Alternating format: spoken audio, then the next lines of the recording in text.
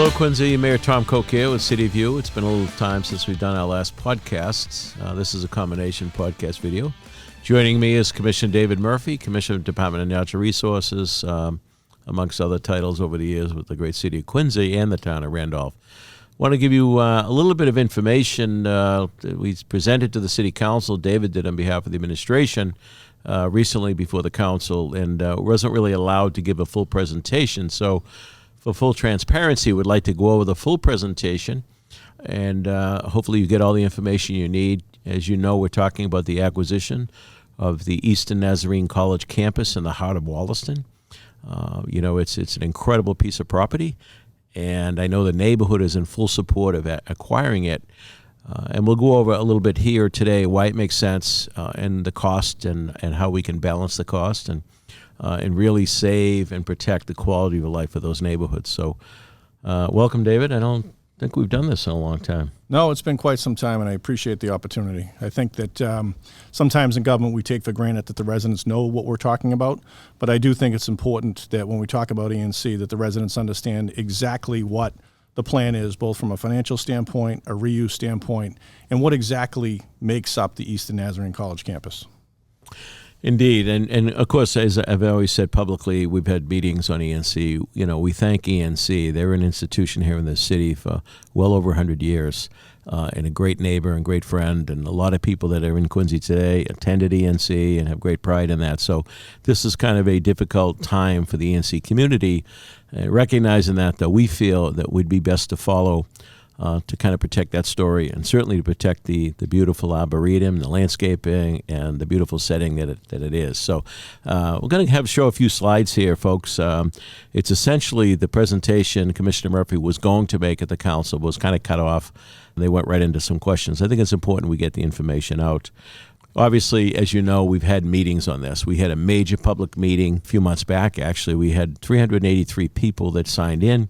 I think there were more there, closer to probably to 400. We spoke about the process. We had workshops in the building at Central Middle School, and people went around to the various tables on traffic and zoning and other uses. It was very helpful, and the people there that attended seemed very, very happy with the direction we were going in.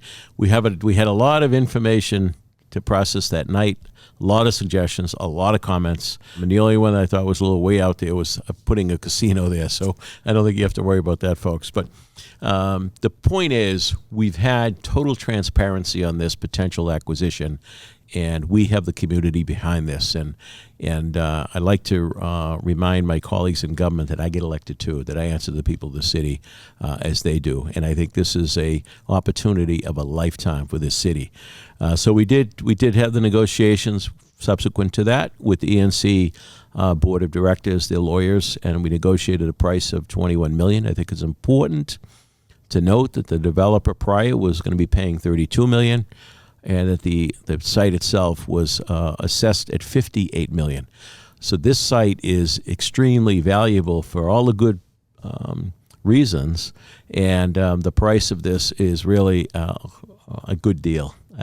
No better way I can say it. This is a real good deal. You could take the gym in the field and say the value of that alone is $21 million.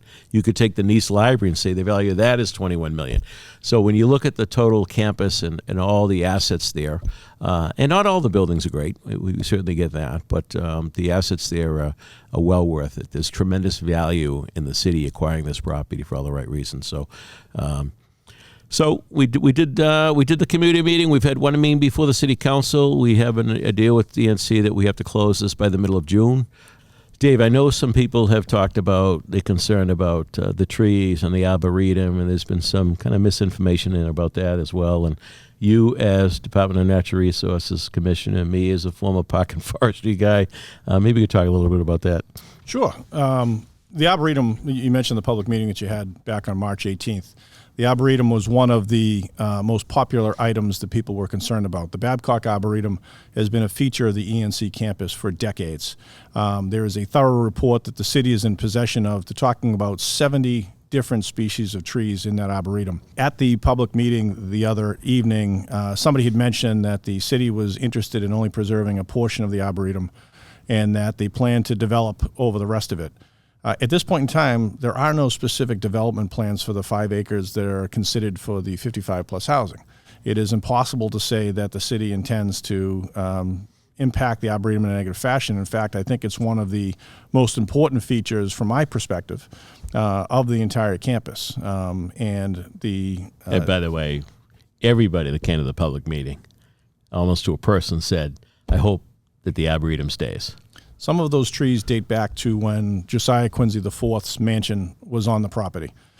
Some of the Japanese cedars, they're absolutely beautiful. I mean, to me, they're one of the best parts of the campus. We did an environmental treasures tour of the ENC Arboretum with the ENC staff about 10 years ago, and people fall in love with it when they realize the asset that sits right in the middle of this neighborhood that most people don't know about. So those that would suggest that the Arboretum is under threat could be correct. It's not from the city. If this gets sold off to a private developer, most of that all Arboretum, bets are off. All bets are off. Absolutely. Most of that Arboretum is out of the floodplain. Then they would be endangered. If the city takes possession of this campus, I would suggest that the Arboretum is going to be one of the main features of preservation. I have the aerial view up right now, the slide showing the aerial view of the site, and I think the neighborhood is very familiar with it, but maybe for some others that are tuning in, right smack in the middle at the bottom is the Eastern Nazarene Church, which is separate from the campus. So that church stays. It's got a postage stamp really size on that corner. To the left would be the gymnasium in the field. To the right, upper right, would be the Nice Library and the adjoining Gardner Hall. And, of course, further up in the middle on the higher end would be some of the dorm buildings. So it's a beautiful setting. It's a beautiful site. And we're certainly going to do everything we can, if we have control, to protect the site. And let's talk about that for a second, Dave. I know you were town manager for Randolph. You were involved in some community projects, special center, I think, intergenerational, did some great stuff out there. Talk a little bit about that, because that's kind of playing into a little bit what we're looking at here for long-term vision. Sure. This is the furthest thing from just a real estate transaction. This is an opportunity to reposition a strategic asset within the community for a considerable public benefit. If the library is repurposed as both library use and community use space, there's more than 77,000 square feet between the Nice Library, Gardner Hall, and Bowser Hall. So, for example, the Wollaston Library branch right now is approximately 4,000 square feet. Mm-hmm. There is ample room to incorporate a neighborhood library branch in Nice and do other uses, after-school daycare, and those types of other needs within the community that benefit far more than just the abutters of the Eastern Nazarene College. And to your point earlier, if the city were to try and build these facilities, they would cost anywhere from $50 to $100 million between the gym and the library and the Cove Center. Now, if you take a look at the use of the gym, Quincy Recreation, Quincy College, I mean, we're always fighting for gym space with the schools, the after-school programs. This would be another asset that could be the hub of recreational activity, not just for the neighborhood, but for the city.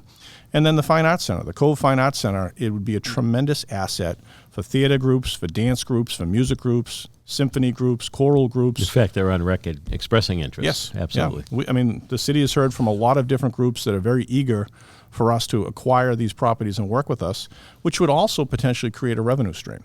Right now, the campus produces little to no revenue for the last 100 years. If the city were to acquire it, whether it's the redevelopment of senior housing on the main campus or whether it's leasing and rental of some of the assets that we're talking about, there's an ongoing revenue stream that would offset any of the costs of the original purchase.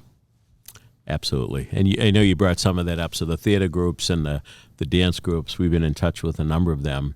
And just so the average person out there who's looking at this and, well, this shouldn't be something, everything for free. That's not the case. These groups would pay a rental fee that would help offset the cost and the ongoing maintenance costs of the building.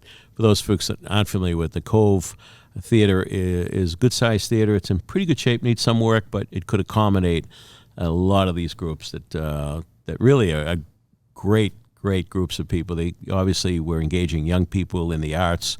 It's such a great cultural asset that we have with all these dance groups and theater groups. So the other one that we've talked about a little bit publicly, not so much yet on this show, you alluded to it, but we have a partnership with Quincy After School Daycare. You alluded to the gym use after school, but there's a lot of kids, the parents are working. and need activities right after school. And Quincy After School Daycare nonprofit's been doing that for a long time with us using our buildings, but there's a list of over 200 kids waiting to get a slot in that program. This could alleviate that as well, whether it's part of the Nice Library or whether it's another building on the campus. It would be us, our Quincy kids, that would benefit from that. They're a nonprofit, but they also would pay fees, rentals and other. They get other grants because they're a nonprofit. So there's a lot of potential here to meet some of the community challenges and needs that we currently have that we can't seem to solve because of space issues. So I think we got a lot to work with here. In fact, on another note, I met today with Boston Ballet. Boston Ballet is renowned internationally as one of the best ballet outfits in the world, and they run not only, you read about them at the time when the Nutcracker comes out, but they're running schools constantly year-round, running shows year-round, different age groups. They come from all over the world and stay in dorms to go to school at the Boston Ballet. They've expressed interest in the city partnering with, if we ever get to a performing arts center, which I hope we will, but also they express some interest on the ENC campus. Perhaps some of their program could be there as well, and they would pay a rent and a fee, getting back to the revenue issue. I think when we're finished, it's going to take some time to vet it all out. There'll be little or no debt on this property. So this is a grand slam, folks. I mean, this is too easy. I don't know why there'd be hesitation at all. I certainly respect the process, and I understand and agree that questions should be answered, and there's plenty of questions out there.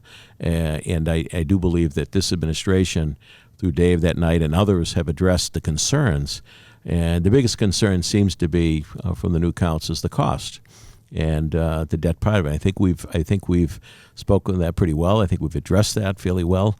The reality is we need control of the site before we can do anything. Once we get control of the site, as was talked about, we'd sell off a number of the single-family homes immediately. That knocks the price way down. It pushes off any debt until we get the rest of it in line. We'd probably partner with a developer for 55 and over type of program. There's all kinds of opportunity here to address those needs that we have out there that haven't been addressed yet. So I don't understand the hesitation, but Can I just add with that slide, please do. Mayor, you can see it sits in the middle of a residential neighborhood, and whoever controls the campus will control the future of that neighborhood and the future of the city for decades. And I think by purchasing this campus, the city secures that control. We decide what happens there. We decide in a way that is consistent with our master plan, the neighborhood character, and with the needs that we already know that Quincy has that were expressed at your public meeting. And by not purchasing the property, we're gambling with the future of a long-established neighborhood. And to your point, much has been made about the cost of the acquisition. I would ask people to consider the cost of inaction, the cost of missing this historic opportunity. Yep. I think we need to consider cost, of course, but also look beyond cost and into value.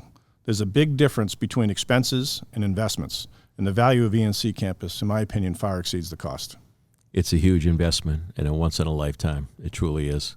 So Commish, I know in your presentation the other night, I know you had some detail as far as the revenue and selling off and so forth. Just as a setup, I know that people have been critical of some of the acquisition of land we've made over the years. Those have been very important pieces of land acquisition, and some of those with ARPA money, federal money. These are assets the city has now.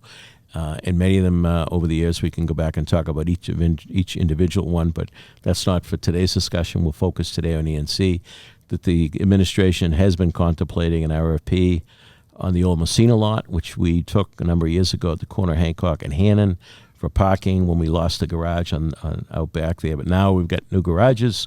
We'll be looking at RFP there. So that'll be a piece of land that's going to draw some significant dollars. And there may be some other potential ones that we sell. So again, back to that point of we're trying to make this neutral. We're trying to put no debt on this property out of the box. Maybe you could talk a little bit more about that. Sure. We discussed the houses that the city could sell, would acquire, and then turn around and sell. Those appraise at about $10.5 million.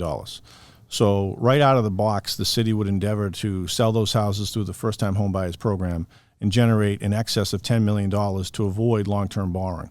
The goal, working with municipal finance, would be to issue 2 bans and not get to long-term borrowing of any significant debt at all.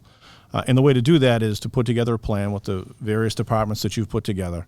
$10.5 million from the sale of those properties. The sale of 4 residential A lots from the property would generate $1.2 million. Other divested city land, as you mentioned, Mayor, would be about $4.2 million.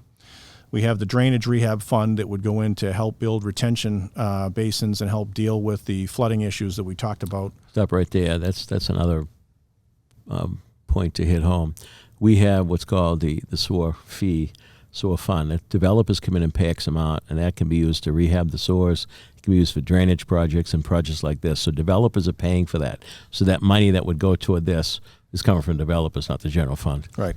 And that's another $2.7 million that could be dedicated to this project. We talked about requesting $1 million from the Community Preservation Committee to help purchase Bradley Field and help protect the Arboretum.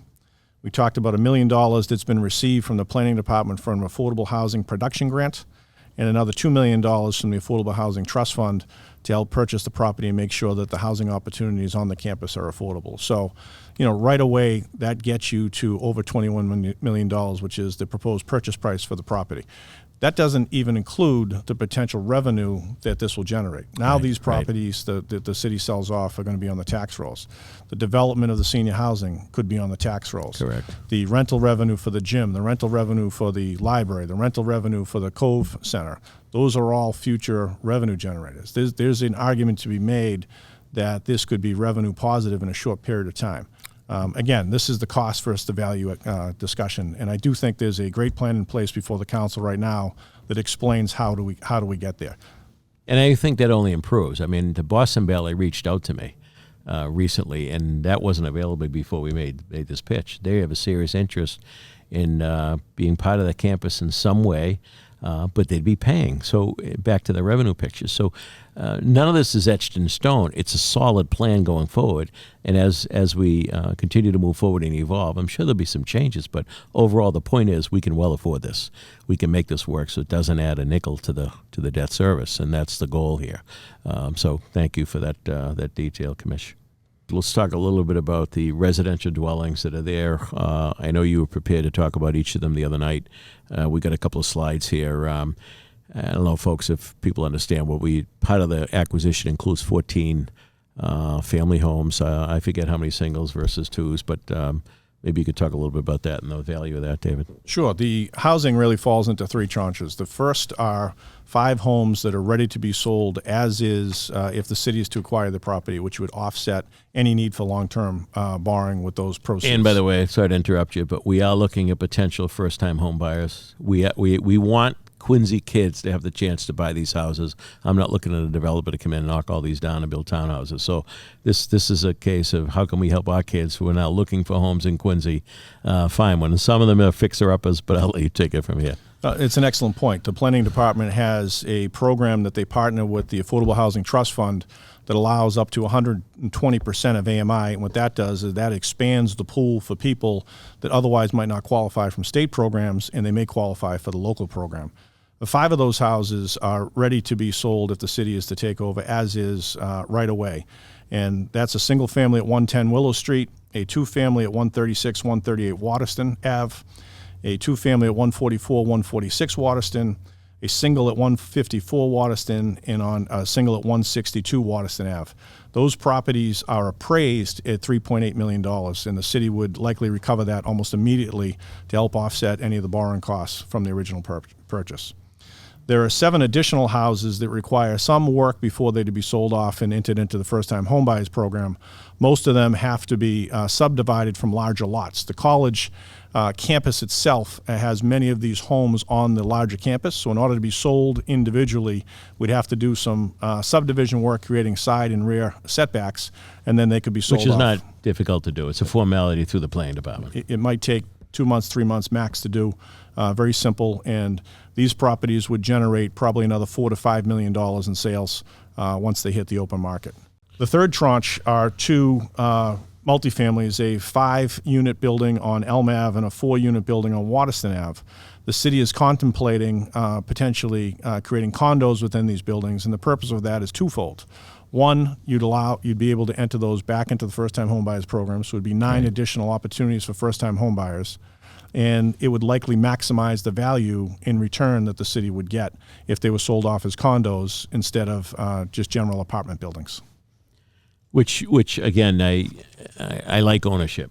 So this is another opportunity rather than someone just buying it and running it as a rooming house or a rental. That again, it allows some of those people that may be looking for their first time home isn't necessarily a large home, but a condominium. That's what they could afford. So I think that's huge and important. I also know there's some other potential lots that we'd look at, but that again, we would be staying in touch with the community throughout this. We'd have community meetings and get input. I know we talked about the importance of the trees and the landscape. We also know that part of Wollaston has some challenges with floodplain.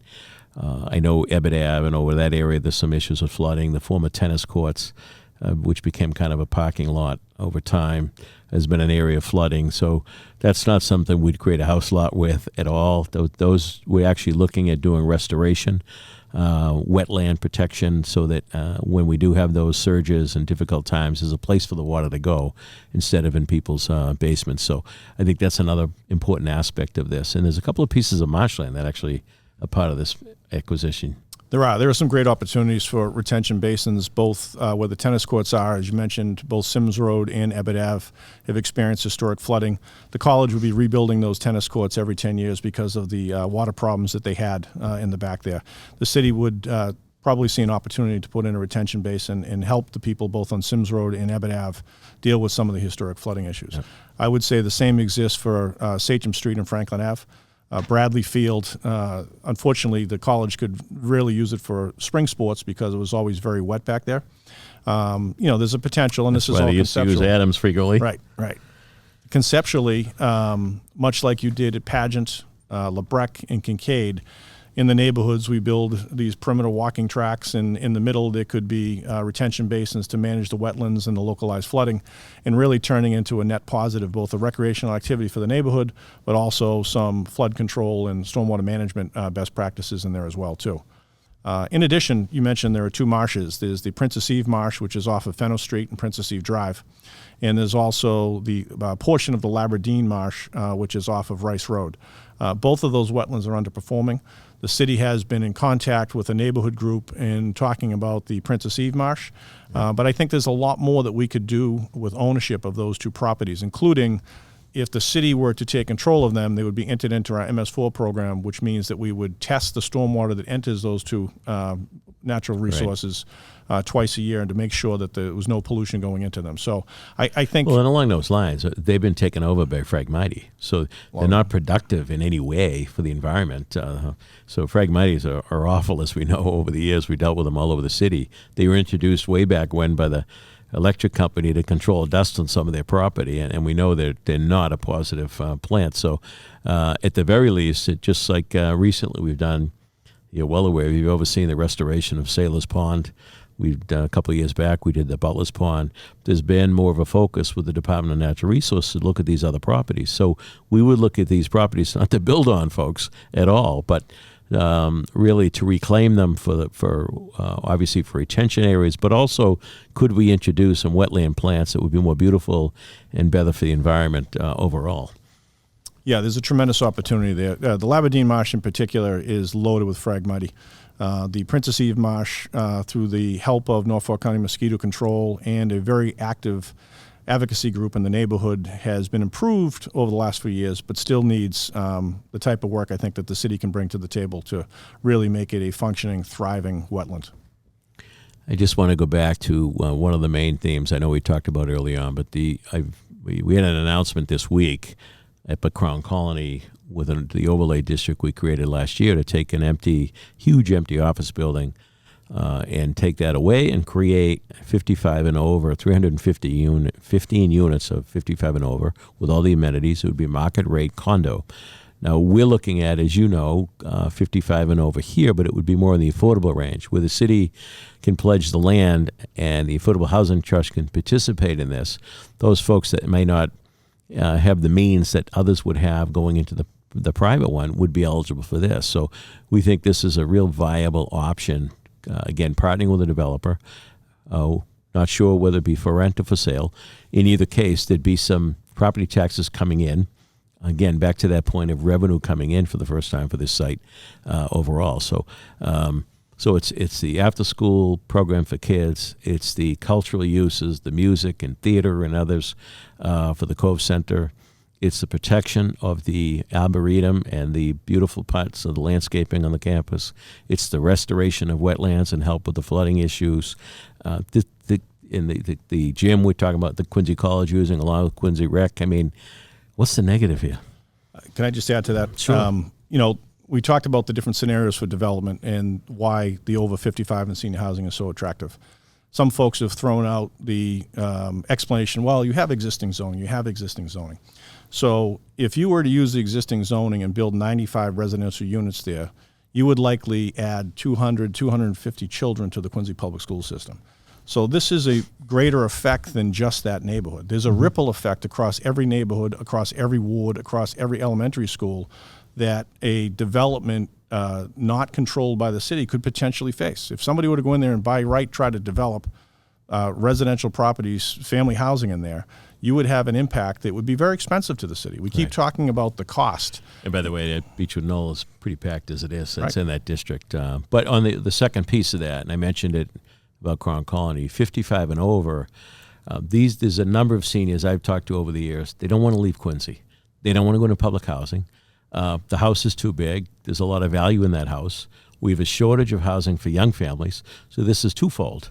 It gives that a senior the opportunity to stay in the city and downsize, and then also open up the inventory for young families to purchase the house. So it's a twofer, in many ways.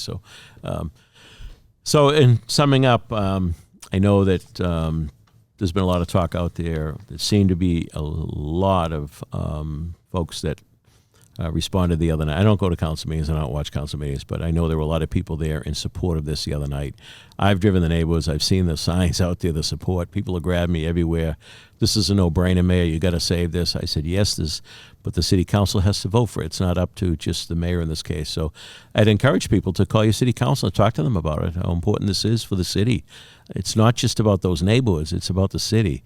And I know that one of the councils accused me of threatening people talking about what the Dover Amendment means, but that's a real issue. That's a fact. If we don't purchase this, some other social service agency which has Dover Amendment protection, which means they don't have to buy by local zoning, could get that property, and the neighborhood may not like what happens there. That's a reality. I just it's not a threat, it's a reality. So we have an opportunity to control our own destiny here. Why wouldn't we? Thanks for joining in, Dave. Appreciate it, Commissioner, all your help. Thanks for tuning in, folks. See you next time.